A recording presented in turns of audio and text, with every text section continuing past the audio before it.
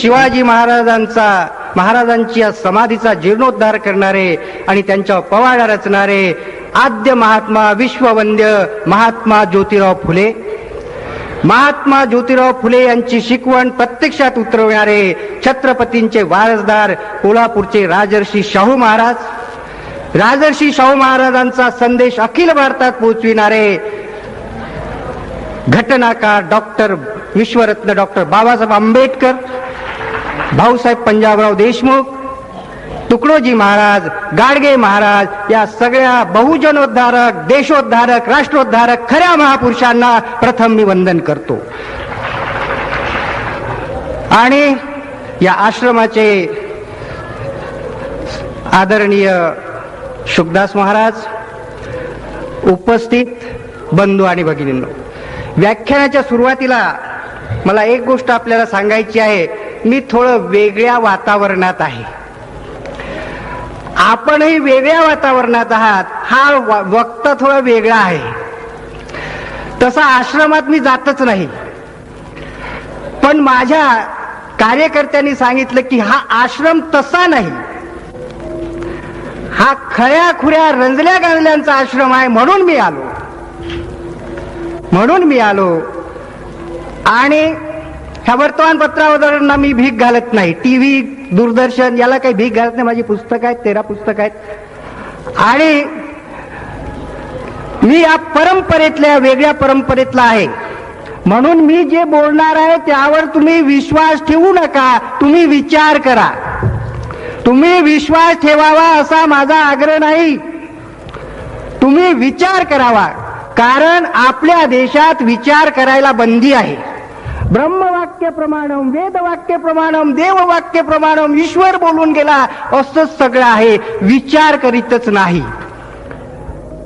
एक गोष्ट तुम्हाला सांगतो. एक राजा होता. तो राजा म्हणाला, आपल्या सगळा दरबार भरवला आणि म्हणे मला काय कमी आहे, मला काय कमी आहे असं म्हटल्यानंतर एक पंडित आला आणि तो म्हणाला, महाराज आपल्याजवळ सगळं आहे पण आपल्याजवळ इंद्राचा पोशाख नाही. इंद्राचा पोशाख नाही, मग कुठे मिळतो? 2 लाख रुपये द्या, मी आणतो. पंडित गेला आणि इंद्राचा पोशाख तो घेऊन आला. मोठा ट्रंक, मोठी पेटी घेऊन आला आणि म्हणे चला महाराज आता इंद्राचा पोशाख घालायला. आणि पोशाख बदलण्याच्या खोलीत नेलं आणि पेटी उघडण्यापूर्वी महाराजांना सांगितलं, राजाला, एक लक्षात ठेवा म्हणे, हा इंद्राचा पोशाख आहे. हा इंद्राचा पोशाख त्यालाच दिसतो ज्याचा बाप खरा असेल. ज्याचा बाप खोटा असेल त्याला तो इंद्राचा पोशाख दिसणार नाही. सांगा म्हणे, उघडू का पेटी? हो उघड म्हणे. पेटी खालीच होती, पण राजाला प्रश्न पडला की आता मी नाही दिसत म्हटलं तर माझा बाप खोटा होतो. म्हणून तो राजा त्याची तारीफ, वा किती छान पोशाख आहे रे, वा वा म्हणे. मग हा मुकुट घ्या आणि घाला. वा वा किती छान दिसता तुम्ही. हो छान आहे. मग म्हणे हा अंगरखा काढा तुमचा आणि हा घ्या अंगरखा. म्हणे घालू? हो म्हणे घाला. वा वा फार छान. मग म्हणे ते विजारही खालचं सगळं काढा. काढू म्हणे. हो काढा म्हणे, काही हरकत नाही. काढलं आणि म्हणे घाला. आणि म्हणे पहा बघा आता खरं सांगतो तर बाप खोटा. मग म्हणे आता दरबारात चला. दरबारात घाबरू नका, मी सगळ्या दरबाराला सांगून ठेवलेला आहे की राजाने इंद्राचा पोशाख घातला आहे, पण त्यालाच दिसेल ज्याचा बाप खरा असेल. ज्याचा बाप खरा असेल. आणि मग म्हणे हा मग ठीक आहे म्हणे. मग राजे अशा रूपामध्ये त्या दरबारात आले. म्हणे आता असं करा, आता आपण नगरीमध्ये आपली शोभायात्रा काढू. आणि मग नगरीमध्ये फिरायला लागले. म्हणे नगरीमध्ये, म्हणे घाबरू नका, अहो मी दौंडी अगोदरच पिटवून ठेवलेली आहे की राजाने इंद्राचा पोशाख घातलेला आहे आणि तो त्यालाच दिसेल ज्याचा बाप खरा असेल. आणि मग हे राजे अशा स्वरूपामध्ये निघालेत. प्रत्येक जणाला काय आहे ते खरं दिसत होतं, तरी ते खोटं बोलत होते. म्हणे राजाचा पोशाख किती छान दिसतोय, वा वा राजा किती छान दिसतो. पण एका माणसाच्या खांद्यावर एक लहानसं मूल होतं. ते खरं बोललं. बाबा म्हणे अहो राजा नागडा, त्यांनी कपडेच घातले नाहीत. त्याने एक थोबाळ्यात मारली आणि तोंड बंद केलं. अरे चूप, असं सांगशील का तुझा बाप खोटा ठरड. तशी स्थिती माझी आली आहे इथे, त्या पोरासारखी. माझी इथे अशी स्थिती आहे. आणि म्हणून तुम्ही विचार करा. मी इथे जे सांगत आहे त्याचा आपण विचार करा. हे मी मुद्दाम इथे सांगितलेलं आहे. याचं कारण यासाठीच तुम्हाला हे मी सांगितलेलं आहे की याचा विचार करा. कारण खांडूक झालेला आहे या देशाला.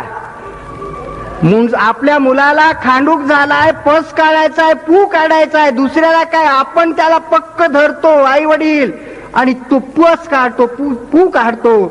कधी कधी पाय सुटला तर ती लाथ त्या एखाद्या आईच्या नाही तर बापाच्या छाताळ्यात बसते, तरी परवा नसते. पण पस काढतो तो. शिव्या देतो मुलगा पण काढतो. ते पस काढण्याचं काम माझं आहे. या देशाला कॅन्सर झालेला आहे. जातीभेदाचा, अंधश्रद्धांचा, गरिबी शमिरीचा आणि अज्ञानाचा कॅन्सर झालेला या देशाला. आणि तो काढायचा असेल तर थोडंसं दुखलं तर माफ करा, 2-4 शिव्या दिल्या तर ऐकून घेईल. पण महाराज आहेत तर मला हिंमत आहे. अहो 33 कोटी देव आहेत या देशात. 33 कोटी देव आहेत ना. बुवा न बाया तर किती असतील काही सांगताच येत नाहीत. या देशाची लोकसंख्या 90 कोटी आहे. एका देवानं 3 माणसाचा उद्धार केला तरी 30 कोटीच देव लागतात. कशाला काम करा लागते. अजून 3 कोटी देव रिझर्वेशन मध्ये राहतात. कोणी सुट्टीवर गेला तर बाकीचे येतील. तरी हा देश जगात सगळ्यात गरीब आहे. मला कळतच नाही हा असं का झालं, असं का झालं. अहो साधू पुरुष महात्मा ज्यांना कुठलं अमेरिकेतलं दिसतं, कुठलं रशियातलं दिसतं, चंद्रावरचं दिसतं, बंदरावरचं दिसतं, सगळं दिसतं. या सगळ्या महापुरुषांना सत्पुरुषांना त्या मुंबईत बॉम्ब ठेवले ते कसे नाही दिसले हो. कुणालाच कसे नाही दिसले. कुठे नेता तुम्ही देश. ही देशभक्ती आहे की देवभक्ती आहे की देशद्रोह आहे. हा देश नेणार कुठे आहात तुम्ही. आम्हाला याचं उत्तर पाहिजे आहे. आणि म्हणून तुकारामाने म्हटलं आहे, जे का रंजले गांजले त्यासी म्हणे जो आपुले, तोची साधू ओळखावा देव तेथीची जाणावा. मी म्हणून इथे आलो या आश्रमात. रंजल्या गांजल्यांचा इथे कैवार होतो म्हणून आलो. नाही तर आज जे का न रंजले गांजले तेथे जे त्याचे म्हणे जो आपुले, तोची साधू ओळखावा आणि साधू तेथेची जावा. असा हा देश आहे. आणि त्यासाठी आम्हाला या देशामधल्या ज्या प्रवृत्ती आहेत, या देशामध्ये 2 प्रवाह आहेत. या देशामधला आदिवासी जो आहे तो कुणबी तेलीबाई वगैरे बहुजन समाज आहे. मी माझी जात पहिलं सांगून देतो, मी कुणबी मराठा आहे. नाही तर म्हणाल असं बोलते लेखाचा महार्थ नसन पहिला, नाही तर बौद्ध असन. नाही, मी कुणबी मराठा आहे. आणि आम्ही या देशातले मूळचे रहिवासी आहोत. तो इतिहास तुम्हाला सांगितला पाहिजे. हिंदू शब्द म्हणता तुम्ही. हिंदू शब्दाचा अर्थ काय होतो. इतिहासाचा 30 वर्ष झाले प्रोफेसर आहे आणि मला एवढे पुरस्कार आहेत. ते सोडा मेरिटमध्ये येणं वगैरे, पण या महाराष्ट्रातही खूप उच्च लोकांनी मला खूप पुरस्कार दिलेत. तेवढे कुणाला मिळाले नसतील. या महाराष्ट्रातल्या उच्च लोकांनी एवढे पुरस्कार दिलेत मला की तेवढे फार थोड्यांच्या नशिबात आहे. या महाराष्ट्रातल्या उच्च लोकांनी मला एवढ्या शिव्या दिल्यात की तेवढ्या कोणालाच दिल्या नसतील. माझी प्रेतयात्रा काय काढली, पुस्तकं काय जाळले, तरी त्यांना मी पुरून उरलो. गेलेत बरेचसे गेलेत. तर हा जो या देशामध्ये मी जे बोलणार आहे ते लक्षात ठेवा की आधारित बोलणार आहे. हायकोर्टामध्ये अवतरण चिन्हापासून लढणारा मी माणूस आहे. एस.एम. जोशी काय, नाग गोरे काय, आचार्य अत्रे काय, सगळे माझ्याशी लढून गेले. हे लक्षात ठेवा. या वर्तमानपत्र वगैरेच्या प्रसिद्धीवर मी अपापलेला नाही आणि ते मला देणारही नाही आणि अपेक्षाही नाही, आणि दिली तर माझं काही चुकलं असं मी समजीन, कारण ती आमची नाहीत, या बहुजनांची नाहीत, रंजल्या गांजल्यांची नाहीत. या देशातला मूळ रहिवासी जो आहे 85% आहे, 80 कोटी आहे या देशातला, त्यांची ती नाहीत. हिंदू शब्दाचं सांगतो. हा हिंदू शब्द कसा आला? कोणाला सांगता हिंदू? अरे आम्ही हिंदू आहोत या देशातले मूळचे. हिंदू हा शब्द सिंधू शब्दातून आला. वेदामध्ये हिंदू शब्द नाही, तो झेंडावस्थामध्ये प्राचीन शब्द आहे हिंदू, परंतु इराणी तो ग्रीक तिथून आलाय. सिंधू नदीला ते हिंदच म्हणत, त्याच्यातून हिंदू आला. सिंधू प्रदेशात राहणारा तो हिंदू. हा काही धर्म नव्हे, हिंदू काही धर्म नाही. तो एका अर्थानं धर्म आहे की त्या प्रदेशात जो कोणी राहत असेल तो इंडियन, तो हिंदू. मग तो इंडियन ख्रिश्चन असेल, इंडियन मुस्लिम असेल किंवा इंडियन वैदिक धर्माचा असेल, असा हिंदू शब्द आला. हिंदू शब्द हा काही धर्म नव्हे. हिंदू म्हणजे भारतीय, परंतु मूळचा ज्याला आज हिंदू म्हणतो आम्ही, तो वैदिक धर्म आहे. तो वैदिक धर्म आहे ज्याच्यामध्ये सगळे भेद सांगितलेले आहे. मराठा आहे, कुणब्या आहे, तेल्या माय आहे, तू नीच आहेस, आम्ही श्रेष्ठ आहोत, तू आमच्या पायाचं तीर्थ पी, असं सांगणारा तो वैदिक धर्म आहे. म्हणून तुकारामाने म्हटलं, अरे वेदांचा तो अर्थ आम्हासची ठावा, इतरांनी व्हावा भार माथा गध्यासारखा. माझा शब्द गध्यासारखा. हा हिंदू शब्द, आणि म्हणून हा वैदिक धर्म, हा 4 वेदातला जो धर्म आहे, हा वैदिक धर्म इथल्या आर्यांचा धर्म आहे, जे आक्रमक आहेत. आणि तो आर्य कोण? तर आज या देशामध्ये 2च वर्ण आहेत. माफ करा, मी स्पष्ट बोलतो, ब्राह्मण आणि शूद्र. क्षत्रिय आणि वैश्य नाहीत असं समजतात ते, मराठे वगैरे शूद्र मानतात ते. आणि म्हणून हिंदू धर्म जे आज वैदिक धर्म म्हणतात, तो ब्राह्मणांचा धर्म आहे. आणि पुण्यामध्ये चॅलेंजनी 1 लाखाच्या सभेत मी सांगितलं की या देशातले ब्राह्मण हे हिंदू नाहीत आणि ते रामाची पूजा करीत नाहीत, कारण राम त्यांचा देव नाही, कारण राम हा वैदिक देव नाही. त्यांच्या घरचे सगळे धर्मविधी वेदाप्रमाणे होतात, आणि जे करत नसतील ते त्यांना माहित नाही, ते अडाणी आहेत म्हणून करत असतील. हे लक्षात ठेवा. हा वैदिक धर्म जो आहे, हा वैदिक धर्म हा ब्राह्मणांचा धर्म आहे. तो चालत नव्हता, म्हणून त्यांनी आपल्या धर्माला हिंदू धर्म नाव दिलं. अहो, शिवाजी महाराज पराक्रमी होते म्हणून कोणी आपल्या पोराला शिवाजी नाव देतो आणि तू उंदराने घाबरते. पराक्रमी माणसाची नावं देतो आपण, तसे यांनी हिंदू हे नाव देऊन दिलं. परंतु मूळचा ज्याला हिंदू करता तुम्ही, तो हिंदू धर्म मूळचा हा वैदिक धर्म आहे. अहो, या देशातल्या प्रोफेसरांना शिकलेल्यांना माहिती नाही की तुमच्या धर्माचे धर्मग्रंथ कोणते. हिंदू म्हणता, तुमच्या धर्माचे धर्मग्रंथ नाही साहेब. इस्लाम धर्माचा कुराण सांगतो, ख्रिश्चन धर्माचा बायबल आहे माहित आहे, तुझ्या धर्माचं सांगणं. मग कोणी म्हणतील महाभारत आहे, कोणी म्हणतील रामायण आहे, पण त्याला वेद माहित नाही. वेद म्हटलं तर 4 वेद क्रमानं सांगता येत नाहीत. आणि मी म्हणते गर्व से कहो हिंदू है. कसला गर्व से कहो? अहो, मुसलमान एकदा मुसलमान झाला की सगळे एका ताटात जेवतात, आणि तुम्ही तुझाच हिंदू आहे ना तो महारमन सांबार भंगी, एका ताटात जेवता का तुम्ही? नाही, तू अलग राहा आणि हिंदू म्हणता. याला गर्व से कहो म्हणायचं? माणसाचा विचार होतो, त्याला गर्व से कहो म्हणायचं?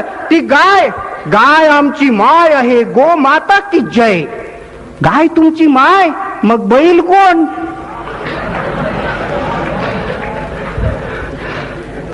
आणि म्हैस, बकरी, कोंबडी, ठीक आहे, गाय तुमची माय, तिच्यामध्ये 33 कोटी देव, तिच्यामध्ये 33 कोटी देव. गाईला प्रदक्षिणा मारली का 33 कोटी देवांना प्रदक्षिणा मारली, पृथ्वी प्रदक्षिणा झाली. खरं आहे, आता मी शेतकऱ्याचा पोरगा आहे, उन्हाळ्यात खळ्यावरून गाय सोडली की ती गावाकडे येते, आणि ते कशाचा ब्रेकफास्ट करते गावाच्या बाहेर? हे 33 कोटी देव. अरे काही चांगल्या तर ठेवा कल्पना. आणि त्या गायीला असे असे शेपूट धरतील, तिचं काय गोमूत्र पितील, शेण खातील आणि माणसाला दूर ठेवतील. हा धर्म, याला गर्वसेकव म्हणायचं? 33 कोटी देव आहे. एखाद्या भटजीच्या शेतामध्ये गव्हाच्या पिकात गाय शिरली तर असं म्हणेल का, ए माय ये हो, 33 कोटी देव आहे तुझ्या पोटात, ये खा, महा गव्हाचं पीक खा, असं म्हणून तो का काठी घेऊन 33 कोटी बाहेर टाकत काढन? हा असा आमचा भोंगळ धर्म, याला म्हणतात. हे शिकवता आम्हाला, अंधश्रद्धा वाढवता. आम्ही मूळचे इथले इंडियन, आम्ही मूळचे इथे हिंदू आहोत, आम्ही मूळचे इथले क्षत्रिय, सगळे क्षत्रिय आहेत. क्षेत्र करणारे, शेती करणारे ते क्षत्रिय होते. आणि यांच्यावर या देशामध्ये जो भटजी आलेला आहे, जो ब्राह्मण, सगळ्या ब्राह्मणांबद्दल बोलत नाही, वेद आणि देव न मानणाऱ्या ब्राह्मणांबद्दल मला काही म्हणायचं नाही, काही म्हणायचं नाही. परंतु जे भटजी आहेत, जे असं अंधश्रद्धेचा धर्म सांगतात, त्यांच्याबद्दल मी बोलतो. माझ्या पुस्तकात मराठ्यांविरुद्ध मी लिहिलं आहे, जे जे चुकले असतील त्यांच्या विरुद्ध मी लिहिलेलं आहे, त्याची पर्वा नाही केली. पण जेव्हा आम्हाला ह्या गोष्टी सांगण्यात येतात, तर इथे आम्ही पूजा करण्यासाठी जो पुरोहित खेड्यापाड्यामध्ये भगत आहेत, तो बहुजन समाजातला आहे, तोही तसं करतो. जो पुरोहित आम्ही नेमला, त्या भटजीने आम्हाला जो धर्म सांगितला, या भटजीचं काम कुणालाही पैसे घेऊन पूजा करून देणं. हा ब्राह्मण भटजी कोणत्याही जातीला आणि कोणत्याही धर्माच्या माणसाच्या भल्यासाठी पैसे घेऊन पूजा करून देतो, पुरावे आहेत. अहो, मराठी जेव्हा इंग्रजाविरुद्ध लढत होते, तेव्हा ते कलकत्त्याचे भटजी त्या इंग्रजासाठी यज्ञ करीत होते, यश मिळावं इंग्रजांना म्हणून. हे देशभक्ती शिकवणार आम्हाला. त्या महात्मा ज्योतिराव फुलेंनी प्राथमिक शिक्षण सक्तीचं व्हावं म्हणून सांगितलं, त्यांना विरोध केला. ते कसले देशभक्त, ज्यांना महात्मा फुलेंना विरोध. अहो, जे राष्ट्र शिकलेलं 1882 मध्ये प्राथमिक शिक्षण सक्तीचं झालं असतं, तर आमच्या आई बहिणी इथल्या बसलेल्याचे पणजोबा शिकले असते, घराघरामध्ये आज डॉक्टर इंजिनियर राहिले असते, आणि ईश्वराच्या कृपेने लोकसंख्या वाढते तेवढी वाढली नसती. देशाचं भलं झालं असतं. परंतु आज जे ईश्वर मानत नाही, ज्या देशात गाईला माता मानत नाहीत, न गाईचं मांस खातात, त्या देशातल्या गायी जास्त दूध देतात.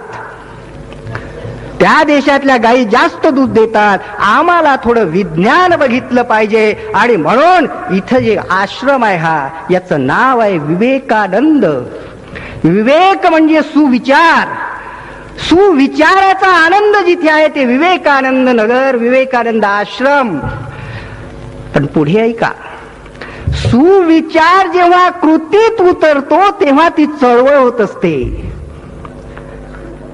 आज हा सुविचार मला या आश्रमात कृतीत उतरताना दिसतो, म्हणून मी इथे आलो. सुविचार असून कामाचं नाही. या देशात सुविचारी साधू पुरुष शेकडो आहेत, दुसऱ्याच्या श्रमावर जगणारे. तुम्ही शेतात कष्ट करा आणि आम्हाला तूप रोटी द्या घरी आलो की, आणि दक्षिणा द्या, पुष्कळ आहेत. सुविचार कामाचा नाही. आणि म्हणून तुकाराम महाराज म्हणत असत, आधी पोटोबा मग विठोबा, आधी पोटोबा मग विठोबा, अशी शिकवण. अरे कशाला देवाला देता? तुकाराम म्हणत असत, तीर्थी धोंडा पाणी देव रोकडा सज्जनी. तुकाराम त्यापुढेही म्हणत असत, 900 कन्या पुत्र होती तरी का करणे लागे पती. 900 पोरं झाली असती तर नवरे करायची काय गरज होती? तुकारामाने शिकवण दिली. आणि म्हणून असं झाल्यामुळे देवासमोर जर काही ठेवलं नाही तर देवदेवळाचा धंदा कसा चालेल? आणि म्हणून त्या तुकारामाचा खून झाला. 3 दिवस हायकोर्टामध्ये माझ्या पुस्तकातला उतारा मी लढलोय, आणि तुकारामाचा खून झाला. विमान नाही येत. तुकारामासाठी स्पेशल विमान आलं का? आणि येईल आषाढी कार्तिकीला येईल. केव्हा आलं? होळीच्या दुसऱ्या दिवशी. आणि ते सगळं वळकटी ठेवली, तिथं काही मिळत असं स्वर्गात चांगलं, पण ते भजन करण्याचं साहित्य टाकून दिलं. काय रिटायर झाले होते का भक्तीतून? तुकारामाची गाथा बुडवली इंद्रायणीत, आणि म्हणे त्या तरल्या. मी इतिहासाचा प्राध्यापक आहे, अंधश्रद्धांवर विश्वास नाही. कागद कोणाचीही पाण्यात टाकले तर ते तरत नाहीत, तुकारामाची तरले नाहीत. ते तुमच्या तोंडी होते, त्या सागरात तरले नाही, जनसागरात तरले. प्रत्येकाच्या तोंडी तुकारामाचे अभंग होते आणि त्यामुळे ते जिवंत राहिले. परंतु तुकारामाचे साहित्य नष्ट करण्याचे प्रयत्न झाले, याच्यावरून स्पष्ट दिसतंय. काय क्रांतिकारी साहित्य होतं. शिवाजी महाराजांनी पालखी पाठवली.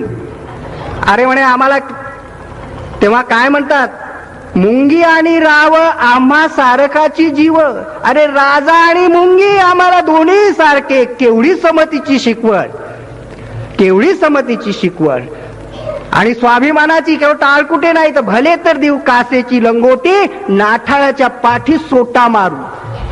डॉक्टर बाबासाहेब आंबेडकर म्हणतात मला अहिंसा पाहिजे असेल तर ती महात्मा गांधीची नाही, या गालावर मारली तर हा गाल पुढे करा. नाही, मला तुकारामाची अहिंसा पाहिजे. भले तर देऊ कासेची लंगोटी, नाठाळाच्या पाठी सोटा मारू.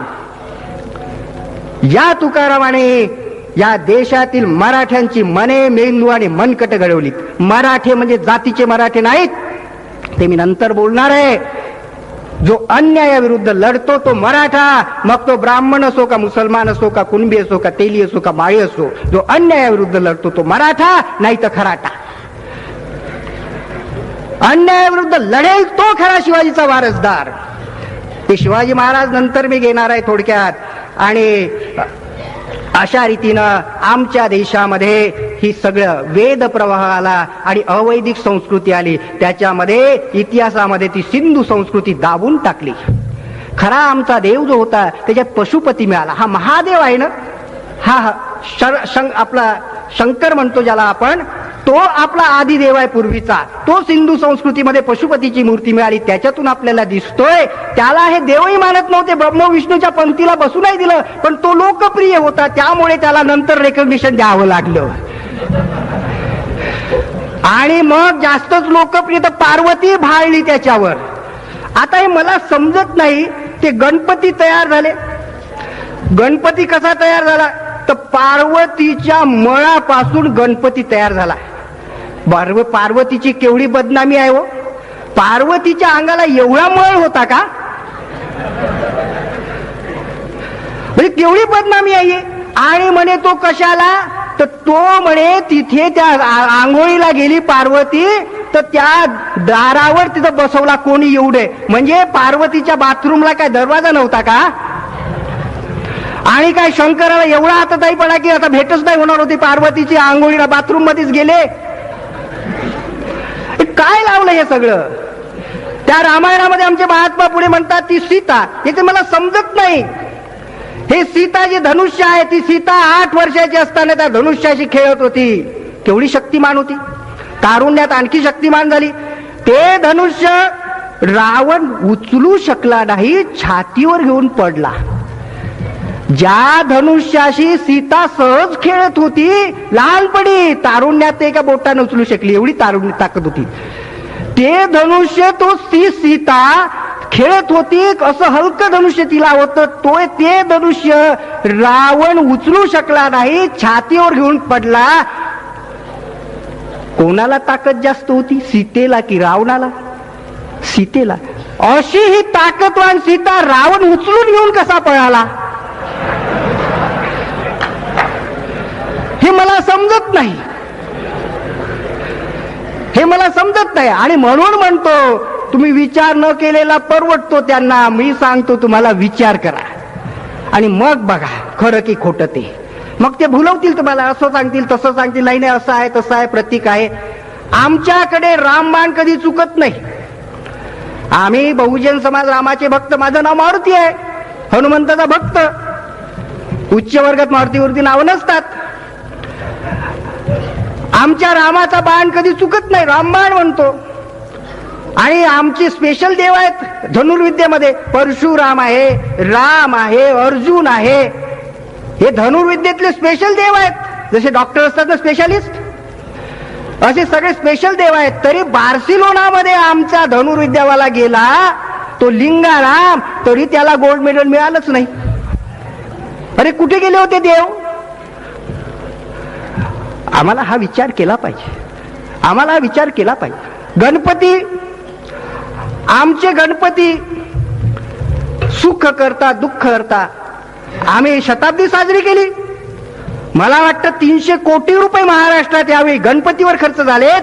हे 300 कोटी शेतकऱ्यांना वाटून दिले असते, गरिबांना घर बांधून देण्यासाठी वाटून दिले असते, दवाखान्यासाठी वाटून दिले असते, रोषणाई न करता, फालतू इलेक्ट्रिसिटी न जाळता आणि एक न करता गरिबांना वाटून दिले असते. तर का गणपतीनं करू नको म्हटलं असतं का?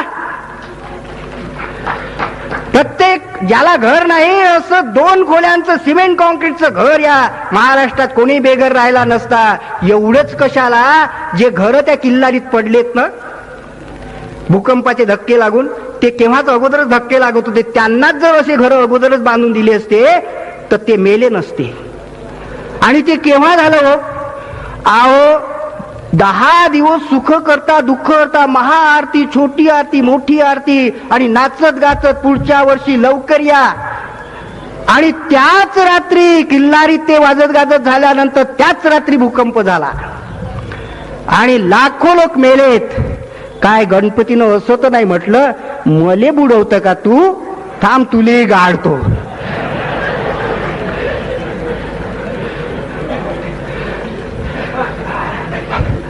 आता हा बहुजन समाज याला जर तुम्ही भुलवाल तर तुम्हाला त्या भूकंपासारखाच गाडायला सुरुवात करील. हा लक्षात ठेवा. आता हे पुरे झालं सगळ्या अंधश्रद्धा, हे लक्षात ठेवा. मी इथे बोलण्यासाठी बोलत नाही किंवा नाटक करून बोलत नाही, आतडीपासून बोलतो आहे. हे मिशन आहे माझी. किंवा मानधनासाठी बोलत नाही किंवा धंदा नाही माझा तसा, परंतु हे पावत नाही, हे सगळे या देशातलं पावत नाही. आणि म्हणून या देश कोणीकडे तुम्ही नेता हा देश, याच्याकडे आपण लक्ष द्यावं. आणि यासाठी गाडगे महाराज, तुकडोजी महाराज पुढे आलेत. यांनी किती मोठं काम केलं जागृतीचं. मी त्या कोंढाळीला गेले, गाणा माणूस म्हणतो, मोठं वाक्य त्या, सच काम किया जग में जिसने प्रभु का नाम लिया न लिया उसने. सच काम किया जग में जिसने प्रभु का नाम लिया न लिया उसने. अरे सच काम करा, देवाचं नाव काही घ्यायची गरज नाही. तिथंच देवा घेतलं काय नाही घेतलं काय, सच काम करा. कशाचा डर आहे? कर नाही तर डर नाही. आणि म्हणून तुकडोजी महाराज म्हणतात, दगडाचा देव त्याला पाण्याचं भेव, लाकडाचा देव त्याला अग्नीचं भेव, सोन्या चांदीचा देव त्याला चोराचं भेव. अरे देव. आणि गाडगे महाराजांनी तर जबरदस्त कीर्तन केलंय. आमचे संत बोलून गेलेत. गुरु नानक, कबीर म्हणतो, पहाड पूजे हरी मिले तो मैं पूजू पहाड. अरे पहा, दगडाची पूजा केल्याने ईश्वर मिळत असेल तर मी छोट्याशा दगडाची कशाला पूजा करू? मी पहाडाचीच पूजा करतो. गंगेत बुड्या मारल्याने जर ईश्वर मिळत असेल तर त्या मेंढक्या तर नेहमीच बुड्या मारतात. डोकं भादरल्याने ईश्वर मिळत असेल ते तबल्यावरच्या शाहीसारखं भादरतात ना, करतात आणि मग पूजा करतात.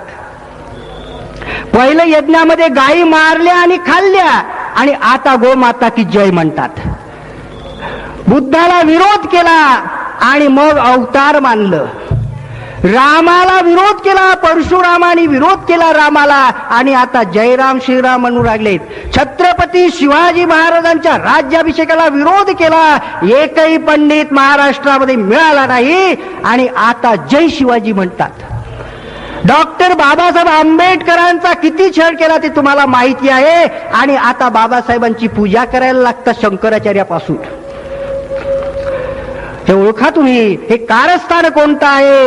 या शेतकरी, कष्टकरी, कुणबी, तेलीमाळी, बौद्ध, मुस्लिम या बहुजन समाजाला गाडण्याचं हे कारस्थान आहे. यांच्या या अंधश्रद्धांमध्ये आणि देवधर्माच्या मायाजाळात तुम्ही येऊ नका, लक्षात ठेवा. शिवाजी महाराजांचं असं एक धोरण नव्हतं आणि त्यासाठी हे लक्षात ठेवा की बुद्धांनी, शिवाजी महाराजांनी नंतर हा समाज वर उचलण्यासाठी लढा दिला. शिवाजी महाराजांनंतर इंग्रज आले. इंग्रजांनी सुद्धा आपण दिसलो नसतो. हे शिकलेली मुलं दिसतात आपली. इंग्रज आले नसते तर दिसलो नसतो. कारण शिक्षणाचा अधिकार जो होता तो फक्त ब्राह्मणांना होता. ब्राह्मणांच्या स्त्रियांना सुद्धा शिक्षणाचा अधिकार नव्हता.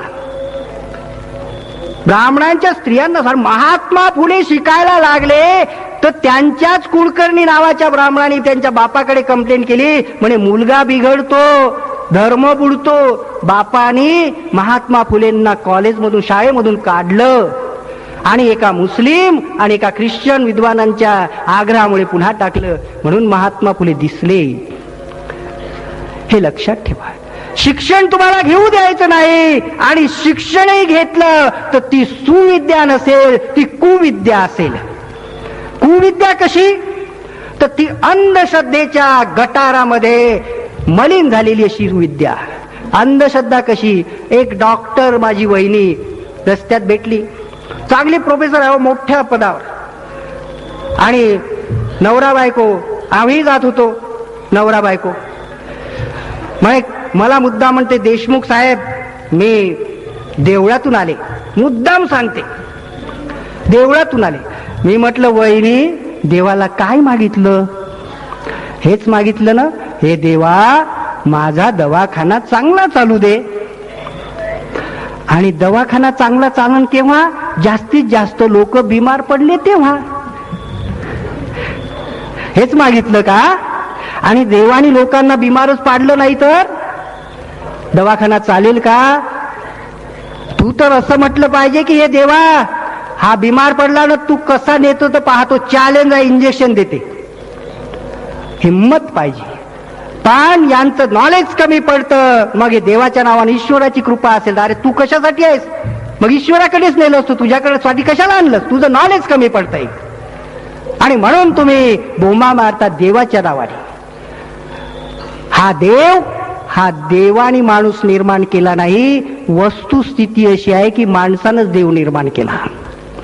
तुम्ही विश्वास ठेवू नका, तुम्ही विचार करा. तुम्ही विचार करा, हे मी सांगितलेलं आहे. माझा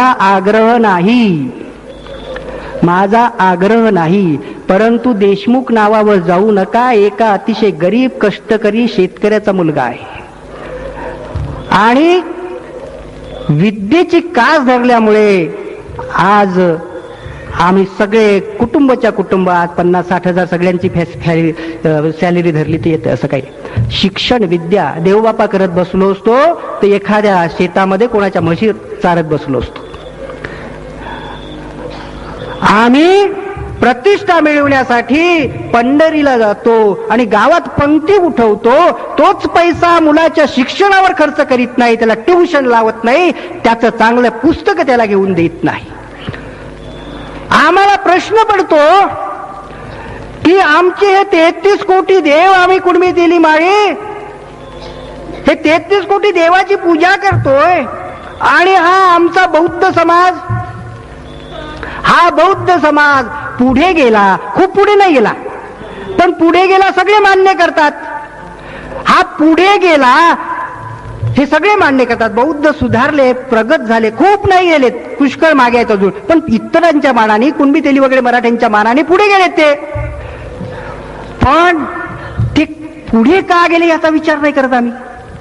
अहो या बौद्धांनी हे 33 कोटी देव सोडून दिले. तो यांचं तर वाटोळं व्हायला पाहिजे होतं, पण ते पुढे गेलेत. अरे कोणता त्यांचा पावरबाज महापुरुष होता, त्यांचं ऐकल्यामुळे ते पुढे गेले, याचा विचार करा. आणि ते पावरबाज महापुरुष डॉक्टर बाबासाहेब आंबेडकर, त्यांच्या शिक्षणाला मराठा कुणब्यांचा राजा छत्रपती शाहू महाराज यांनी मदत केली. हे बाबासाहेब महापुरुष ज्यांच्या शिक्षणाला आमच्या राजाची मदत झाली, ते जागतिक कीर्तीचे महापुरुष झालेत, याचा आम्हालाही अभिमान पाहिजे. परंतु इथल्या उच्च वर्गाने बाबासाहेबांबद्दल आमच्या मनामध्ये आकस निर्माण केलाय, तिरस्कार निर्माण केलाय. कारण आम्ही एक होऊ नयेत, आम्ही सगळ्या जातीतले लोक एक होऊ नयेत, आणि एक झालो तर ते दिल्लीची सत्ता आम्ही आपल्या मनासारखे तिथे कायदे करू शकू. हे होऊ नये यासाठी हे कारस्थान आहे. हे आपण ओळखा, आणि या दृष्टीनं आज आपल्याला हे शिक्षण मिळू नये ह्यासाठी सुद्धा प्रयत्न होतात. आणि जैसे थे स्थिती कायम राहावी अशी परिस्थिती निर्माण होते. इथे समाज परिवर्तन नको आहे तसंच ठेवा. ईश्वराची कृपा, देवाची करणी, नारळात पाणी. मुलगा नापास का झाला तर कुंडलीत शनीचा चक्कर होता, नमता ग्रह चक्कर असता, फत्राचा चक्कर, अभ्यास नाही केला म्हणून नापास झाला. अशा तऱ्हेच आम्हाला सांगण्यात येतं जैसे थे स्थिती राहावी, समाज परिवर्तन आम्हाला पाहिजे आहे. आणि एवढा मुद्दा सांगून मला वाटतं मी माझं महाराजांच्या संमतीनं संपवतो, कारण उद्याही बोलायचं आहे, परवाही बोलायचं आहे. लक्षात ठेवा, समाज सेवा आणि समाज परिवर्तन याच्यामध्ये फरक आहे. आम्हाला समाज परिवर्तन पाहिजे आहे. समाजसेवा म्हणजे एखाद्या इमारतीला आग लागली तर ती विझवणं ही समाजसेवा आहे. पण एक म्हणतो अरे थांबा, हा थांबा म्हणतो, तूच नाही लावलेली का आग? अरे नाही नाही थांबा, तुम्ही आग विझवता पण ते आग लावणारे तिथे लपून बसले आहेत, त्यांना पकडा. आग विझवणं समाजसेवा आहे, आग लावणारे पकडणं हे समाज परिवर्तन आहे. पण ज्यांना आग लावणारे पकडायचे नाहीत ते आग विझवण्याच्या समाजसेवेच्या गोष्टी करतात. शेतकऱ्यांना कर्जमाफी देणं समाजसेवा आहे, परंतु या कष्टकरी शेतकरी वर्गाला कर्ज घेण्याची पाळीच येणार नाही अशी त्याची स्थिती सुधारणं हे समाज परिवर्तन आहे. बेकाराला नोकऱ्या देणं ही समाजसेवा आहे, परंतु या देशात कोणाचाही मुलगा बेकार राहणार नाही अशी परिस्थिती निर्माण करणं हे समाज परिवर्तन आहे. भिकाऱ्याला भीक देणं समाजसेवा आहे. पुण्याचं काम म्हणत असाल तर म्हणा, कोणी शिकवलं असेल तुम्हाला तर. पण भिकाऱ्याला भीक देणे ही समाजसेवा आहे, परंतु या देशामध्ये कोणालाही भीक मागण्याची पाळी येणार नाही अशी त्याची स्थिती सुधारणं हे समाज परिवर्तन आहे. जे शिवाजी महाराजांना हवं होतं, जे स्वामी विवेकानंदांना हवं होतं, जे शुकदास महाराजांना हवं आहे, जे आपल्याला हे हवं असावं असं मला वाटतं. आणि इथं मी माझं संपवतो. काही चुकलं असेल, कुठं दुखलं असेल तर ते मेंढरे नेहमीच बागडतात. कबीर म्हणतो, ज्यांना बाबासाहेबांनी आपला गुरु मानलं, भगवान बुद्ध, आजकाल गौतम बुद्धाबद्दल बरेच गैरसमज पसरलेले आहेत. काही लोक खरं सांगायला गेलं की मोठं खवळतात, कारण हा बहुजन समाज तसाच आंधळा ठेवावा, हा सुधारू नये, हा प्रगत होऊ नये असं या देशातील देशद्रोह्यांना वाटत असतं आणि ते हे नीच काम करतात असा विरोध करण्याचं.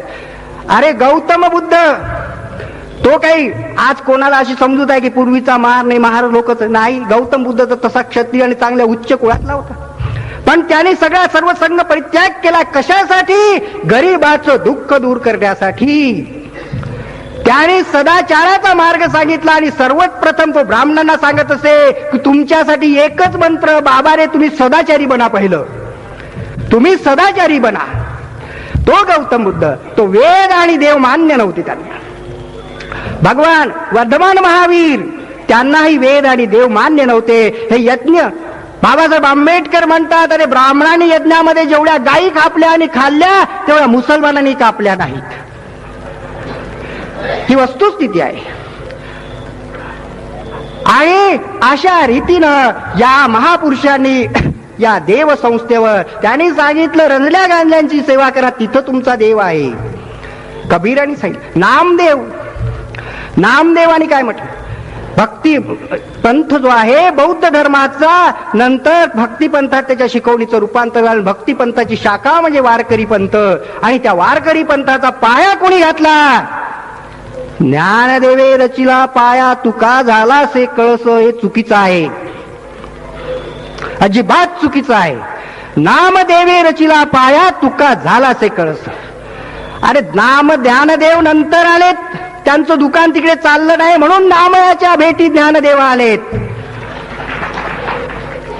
नामदेवासारखा महान संत पण बिचारा शिंपी पडला, त्यांना पब्लिसिटी कशी मिळणार? ज्ञानदेवच होणार सगळीकडे, त्यांना पब्लिसिटी कशी मिळणार? महामंत देशमुखांची किंवा शुकदास महाराजांची झाली तितकी बदनामीच करणार, पब्लिसिटी नाही मिळणार. अरे भीक नाही गेलं आम्ही त्याला काम करतोय, हे लक्षात ठेवा. आणि म्हणून त्या नामदेवाने म्हटलंय की जाखाई जोखाई उदंड दैवते शेंदूर शिरणी इच्छिती ती काय आर्त पूर्वी ती. अरे जाखाई जोखाई माता माय मरामाय त्याला तर शेंदूर शिरणी पाहिजे, तर ती काय तुझी इच्छा पुक्त करते. आणि आपले देव कसे आहेत? आपले देवही आपल्यासारखेच आहेत. हे 33 कोटी आहेत ना, तर काही देव मोठे श्रीमंतात एअर कंडिशन देवळात राहतात. त्यांची वर्किंग अवर्स ठरले, दुपारी जेव झोपून जातात, संध्याकाळी उठतात, आणि कोण कारभार चालवते माहिती नाही. आणि काही देव बिचारे त्यांना फळं बिळं खूप लागतात, सगळे नटनट्या नंबर 2 वाले सगळे तिथं जातात. हे नंबर 2 वाल्यांचे एअर कंडिशन देव. आणि आपले देव माता माय मरा माय पिसा माय पागला माय कोणी आणखी माय आपली कोण्याही झाडाच्या खाली बसते, महिना महिना खाणंही नाही आणि महिना महिना आंघोळही नाही आणि जेवणही, गेलं तर कुत्रं जाते एखादं. हे आपले देव गरीबाचे. आपली गरिबांची देवपूजा कशी? आपल्या खेड्यामध्ये आपण देवळावर फक्त पाणी टाकतो. देवळावर पाणी टाकलं की आंघोळ करायला चिमण्या येतात. मग काही लोक दिवा लावतात. दिवा लावल्यावर ती वाघ पळवायला कावळे येतात. मग काही लोक एखाद्या वेळेला एखाद्या सणाच्या दिवशी भाकरीचा तुकडा ठेवतात, तर ते पळवायला कुत्रे येतात. कोण कोण झालं? चिमणी, कावळा, कुत्रा. आणि यात्रे वगैरेच्या ठिकाणी देवासमोर काही लोक पैसा ठेवतात. पैसा पडला रे पडला देवासमोर का तिथं भटजी आला, तोपर्यंत भटजीचा पत्ता नाही राहत. आणि मग देऊळ होते, देव कडी कुलपात बंद होतो, मग देवाजवळ नाही जाता येत. आणि मग लाईट गेले तर पैशाच्या पेटीजवळ पेट्रोमॅक्स दिसते. मी त्या कन्याकुमारीला गेलो तर देवीजवळ अंधार होता आणि पैशाची दानाची पेटी होती, तिथं मोठी पेट्रोमॅक्स होती. पैसा पडला रे पडला की मग तिथं मग पुजारी येतो. ही आपल्या देवाची कथा आहे. म्हणून तुकारामाने म्हटलं, अरे कशाला नवस करता देवाला? आणि असं म्हटल्यामुळे त्याला वाटलं संबंधित उच्च वर्गाला की साला आपलं दुकान बुडते याच्यामुळे, देवदेवळाचं दुकान नाही चालत, मग तुकारामालाच मारा. आणि म्हणून तुकारामाचा खून झाला, शिवाजी महाराजांचा खून झाला. हे सगळं पुढे मी सांगेन. अशा तऱ्हेची कथा आहे. गाडगे महाराजांनी हे धंदेवाईक महाराज यांचं नाव नाही घेत, लक्षात ठेवा. आपल्या देशातले धंदेवाईक महाराज या महाराजांची शिकवण नाही सांगत, ते भलतीच सांगतात.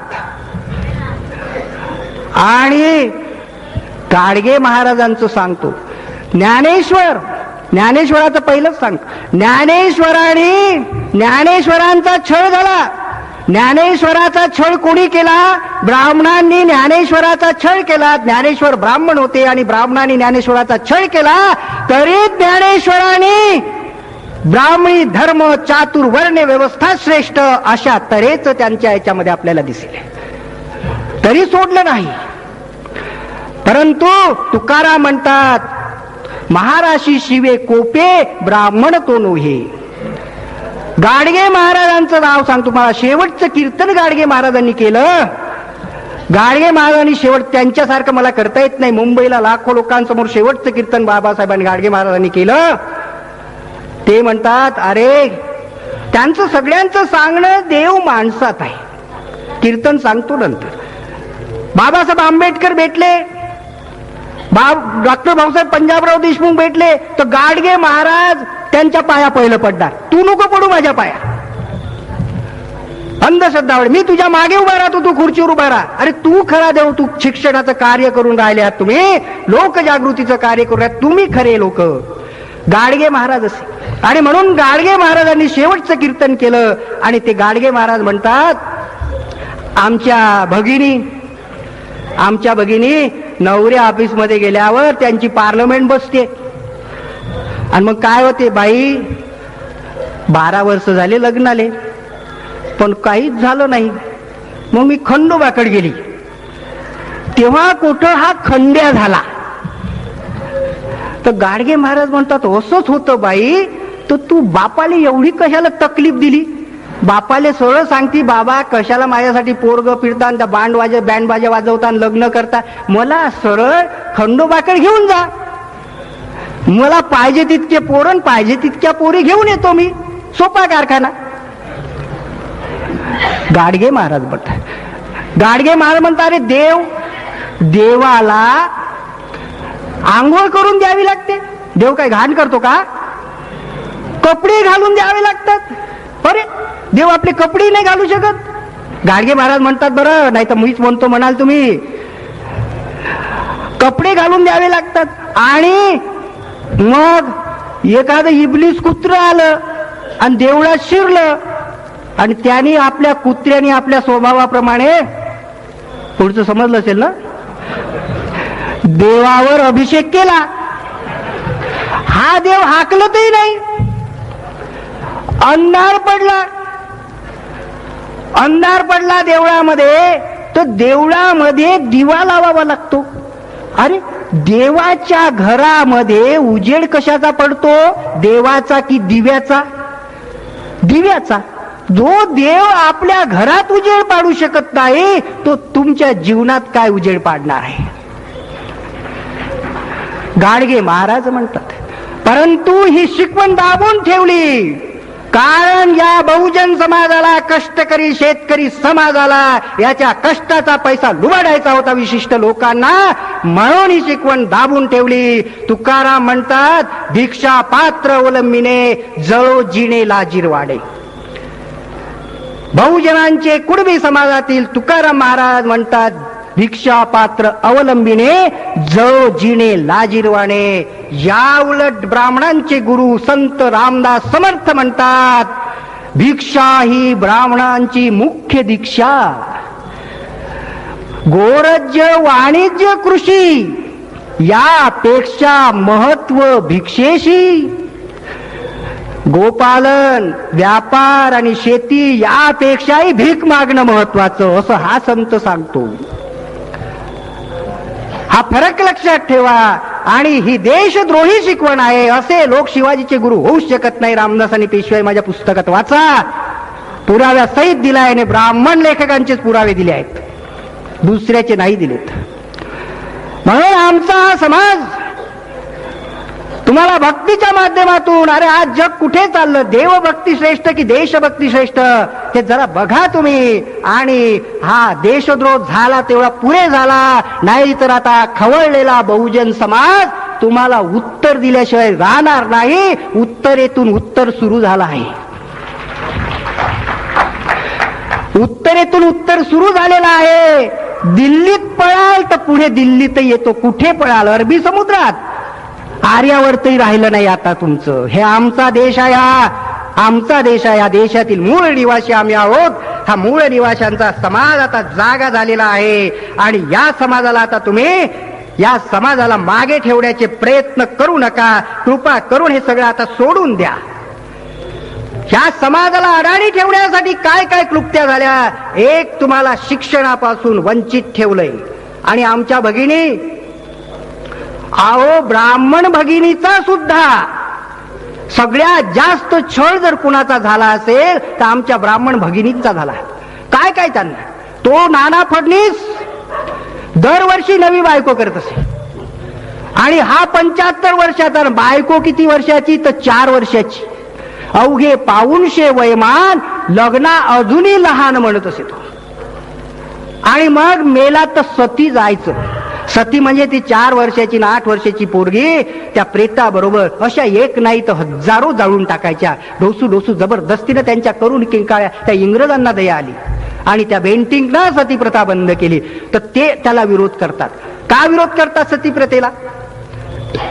सती प्रथेला विरोध का करतात? ती म्हणे शिंदे, ती राणी कोणती काय विजयमाला, ती म्हणे सती प्रथा ठीक आहे. ती स्वतःच विधवा आहे, ती नाही सती गेली आणि सती प्रथेचे समर्थन करते. आणि सती प्रथेचा आग्रह का? श्रीमंत चांगल्या घरात. मग तुमचं घराणं कुलीन, तुम्ही सती गेलं पाहिजे का? तर सतीची जी राख असते तिला सगळं वाजा बॅनबाजा सगळं वापरून आणि अंगामध्ये सगळे चांगले वस्त्र, चांगले चांगले दागिने घालून तिला तिथं जबरदस्तीनं त्या याच्या बरोबर पती बरोबर ठेवण्यात येत असे. आणि मग त्या सतीची जी राख असे तिच्यावर तिला स्पर्श करण्याचा फक्त भटजीचा अधिकार असे. तुम्ही म्हणाल वा वा, खरोखरच त्याचाच अधिकार पाहिजे. भलत्या सलत्याचा हात कशाला लागायला पाहिजे? सतीची राख आहे ती. हो, त्याच्यासाठी अहो नाही, त्या राखेमध्ये ते सोन्याचे दागिने असत, त्या सतीचे सोनं सोडत जळणार आहे. त्याच्यासाठी सती प्रथेला उत्तेजन देत होते, त्याच्यासाठी सती प्रथेला उत्तेजन देत होते. ही गोष्ट महात्मा फुलेंच्या बाबतीतही नंतर मी सांगणार आहे. तर हा जो आपल्या देशामध्ये शिक्षणाला बंदी, आपल्या देशामध्ये गौतम बुद्धांनी पहिला संघर्ष केला. गौतम बुद्धांनी धर्माचे कायदे जगामध्ये पहिल्या प्रथम तोडले. हे धर्माचे कायदे अन्याय असेल तर ते मला मान्य नाही असं म्हणणारा पहिला महापुरुष जगातला हा गौतम बुद्ध आहे. हा सगळा देश बौद्धमय होता, लक्षात ठेवा. हे सगळे कुणबी तेली माळे वगैरे वगैरे सगळे आपण बौद्ध होते एकेकाळी. पंढरीचं देऊळ हे बौद्ध विहार आहे, ती बौद्ध मूर्ती आहे, पुरावे आहेत, हे लक्षात ठेवा. आणि त्या वारकरी संप्रदायामध्ये बुद्धाचा आदराने उल्लेख आहे. एवढंच नव्हे तर 9वा विष्णूचा अवतार म्हणून बुद्धाला समजलाय, मानलेला आहे. कारण हे वैदिक धर्मीयांचं आणि आता स्वतःला हिंदू म्हणणारे यांचं एक आहे.